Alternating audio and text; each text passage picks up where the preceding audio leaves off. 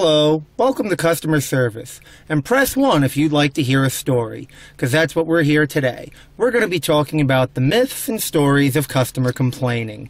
Now, first of all, the person who complains generally believes that they're affecting our paycheck directly, that each individual customer is money to me. Well, that's wrong, because first of all, that's not how profits are calculated. Profits are calculated in a store usually on a quarterly basis 4 times a year.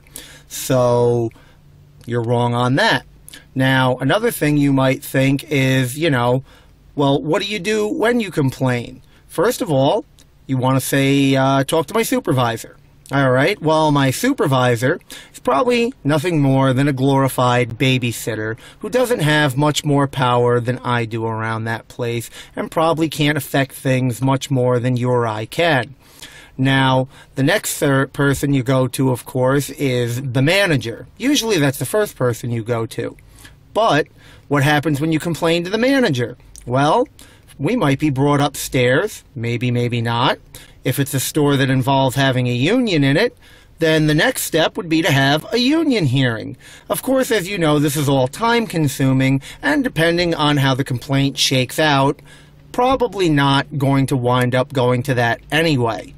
Now, if it's a profit-sharing company, or a company that doesn't involve a union, there's still the time and the cost of actually going through all the meetings and making sure that, these complaints were handled properly.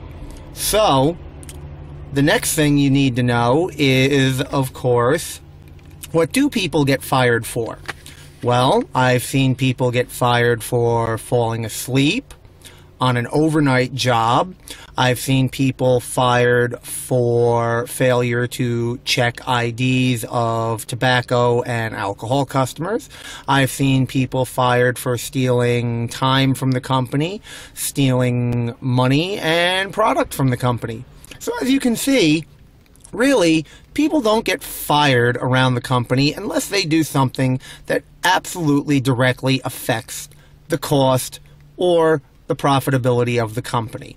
So what happens to the complaints, you might be wondering at this point? Do they just go into nothing? No. Sometimes they wind up on bulletin boards, where we can sit there and feel very ashamed of ourselves for what we have done. They could wind up in company newsletters where everybody can be shameful of the way we acted towards somebody who was probably being unreasonable anyway.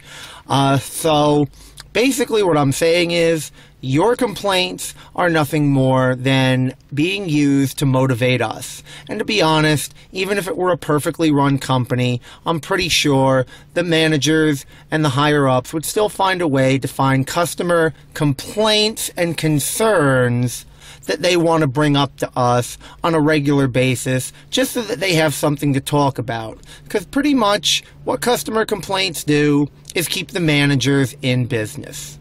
All right, folks, a little peek behind the curtain courtesy of your friend, Reverend Big Baby Huey. You, as always, have a great day.